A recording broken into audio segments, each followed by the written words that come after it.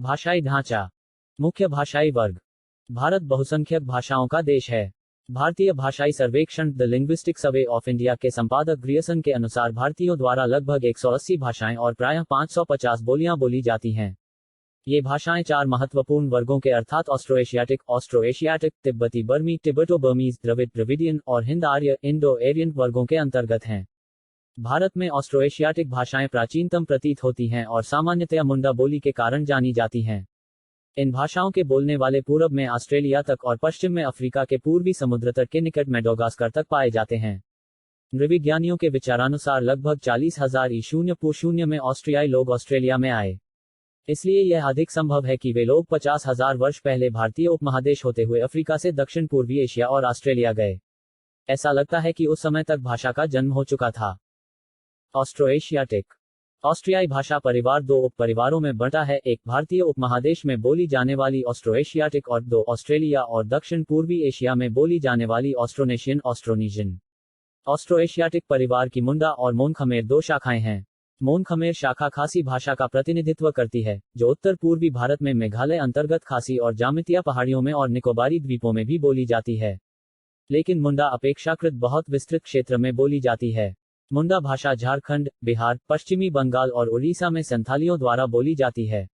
संथाल इस उपमहादेश की सबसे बड़ी जनजाति है। मुंडों, संथालों, होम इत्यादि में प्रचलित बोलियां भी मुंडारी भाषा के रूप में जानी जाती हैं। ये पश्चिमी बंगाल, झारखंड और मध्य भारत में बोली जाती हैं। तिब्बती बर्मी। भाषा का दूसरा वर्ग अर्थात तिब्बती बर्मी, चीनी तिब्बती परिवार की शाखा है। यदि हम चीन और अन्य देशों पर ध्यान देते हैं तो पता चलता है कि इस परिवार की भाषाओं के बोलने वालों की संख्या ऑस्ट्राई परिवार की, यहां तक कि हिंद आर्य परिवार की भाषाओं के बोलने वालों की संख्या से भी बहुत अधिक है। भारतीय उपमहादेश में तिब्बती बर्मी बोलियां हिमालय के किनारे किनारे उत्तर पूर्वी असम से उत्तर पूर्वी पंजाब तक फैली हैं। ये बोलियां भारत के उत्तर पूर्वी पंजाब तक फैली हैं। ये बोलियां भारत के उत्तर पूर्वी राज्यों में प्रचलित हैं और लोग इस क्षेत्र में तिब्बती बर्मी भाषा के विभिन्न रूप बोलते हैं। अनेक जनजातियों द्वारा इस भाषा की 116 बोलियों का प्रयोग किया जाता है। जिन उत्तर पूर्वी राज्यों में ये बोलियां बोली जाती हैं उनमें त्रिपुरा, सिक्किम, असम, मेघालय, अरुणाचल प्रदेश, नागालैंड, मिजोरम और मणिपुर शामिल हैं। तिब्बती बर्मी भाषा पश्चिम बंगाल के दार्जिलिंग क्षेत्र में भी प्रचलित है। यद्यपि ऑस्ट्रियाई और तिब्बती बर्मी दोनों बोलियां द्रविड़ और हिंद आर्य बोलियों से बहुत पुरानी हैं, फिर भी इनका अपना साहित्य विकसित नहीं हो सका क्योंकि इनकी अपनी किसी प्रकार की लिखावट नहीं थी। स्वभावत मुंडा और तिब्बती बर्मी भाषाओं में लिखित सामग्री का अभाव है। बोलने वाले जो दंतकथाएं और परंपराएं मौखिक रूप से जानते थे, वे पहले पहल 19वीं सदी में ईसाई धर्म प्रचारकों द्वारा लिपिबद्ध की गईं। यह महत्वपूर्ण बात है कि बुरुंजी नामक तिब्बती बर्मी शब्द मध्यकाल में अहोमों के द्वारा वंश वृक्ष के प्रलेख के अर्थ में प्रयुक्त होता था। यह संभव है कि मैथिली शब्द पंजी का, जिसका अर्थ वंश वृक्ष होता है, संपर्क उक्त तिब्बती बर्मी शब्द से हो। द्रविड़ भाषा परिवार। देश में बोली जाने वाली भाषाओं का तीसरा परिवार द्रविड़ भाषाओं का है। यह बोली लगभग पूरे दक्षिण भारत में व्याप्त है। द्रविड़ बोली का प्राचीनतम रूप भारतीय उपमहादेश के पाकिस्तान स्थित उत्तर पश्चिमी भाग में पाया जाता है। ब्रहुई को द्रविड़ भाषा का प्राचीनतम रूप माना जाता है। भाषा विज्ञान के विद्वान द्रविड़ भाषा की उत्पत्ति का श्रेय अलम अर्थात दक्षिण पश्चिमी ईरानी को देते हैं। इस भाषा की तिथि 4वीं सहस्राब्दी ईशून्य पू शून्य निर्धारित की जाती है। ब्रहुई इसके बाद का रूप है। यह अभी भी ईरान, तुर्कमेनिस्तान, अफगानिस्तान और पाकिस्तान के बलूचिस्तान और सिंध राज्यों में बोली जाती है। यह कहा जाता है कि द्रविड़ भाषा पाकिस्तानी क्षेत्र होते हुए दक्षिण भारत पहुंची, जहां इससे तमिल, तेलुगु, कन्नड़ और मलयालम जैसी इसकी मुख्य शाखाओं की उत्पत्ति हुई, लेकिन तमिल दूसरी भाषाओं से कहीं अधिक द्रविड़ है। झारखंड और मध्य भारत में बोली जाने वाली ओरांव अथवा कुरुक भाषा भी द्रविड़ है, लेकिन यह मुख्यतः ओरांव जनजाति के सदस्यों द्वारा बोली जाती है। हिंद आर्य। चौथा भाषा वर्ग हिंद आर्य है, जो हिंद यूरोपीय परिवार का है। यह कहा जाता है कि हिंद यूरोपीय परिवार की पूर्वी अथवा आर्य शाखा हिंद ईरानी, दर्दी और हिंद आर्य नामक 3 उपशाखाओं में बढ़ गई।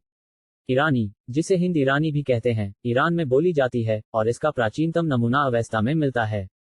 दर्दी भाषा पूर्वी अफगानिस्तान, उत्तरी पाकिस्तान और कश्मीर की है, यद्यपि अधिकतर विद्वान दर्दी बोली को हिंद आर्य की शाखा मानते हैं। हिंद आर्य भाषा पाकिस्तान, भारत, बांग्लादेश, श्रीलंका और नेपाल में बहुसंख्यक लोगों द्वारा बोली जाती है। लगभग 500 हिंद आर्य भाषाएं उत्तर और मध्य भारत में बोली जाती हैं।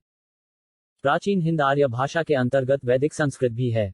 लगभग 500 ईशून्य से 1000 ईशून्य तक मध्य हिंद आर्य भाषाओं के अंतर्गत प्राकृत पाली और अपभ्रंश भाषाएं आती हैं, यद्यपि पाली और अपभ्रंश को भी प्राकृत माना जाता है।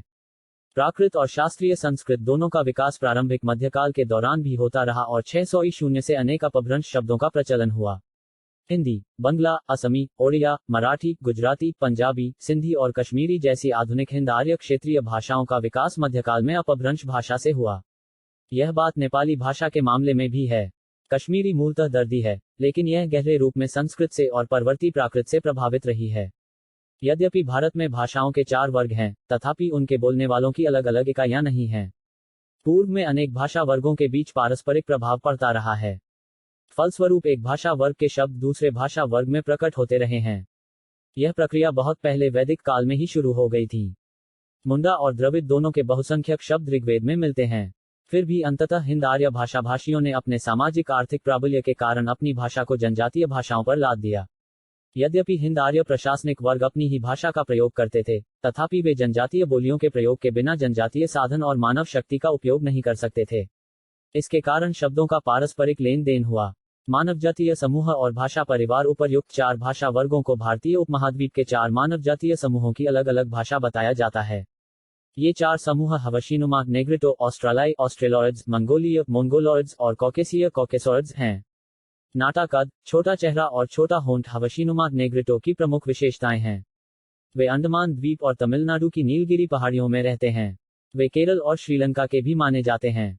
यह समझा जाता है कि वे कोई ऑस्ट्रियाई ऑस्ट्रिक भाषा बोलते हैं। ऑस्ट्रालाई ऑस्ट्रालॉइड्स भी नाटे कद के होते हैं, यद्यपि ये हवशीनुमा नेग्रिटो से लंबे होते हैं। इनका भी रंग काला होता है और शरीर पर बहुत रोंगटे होते हैं।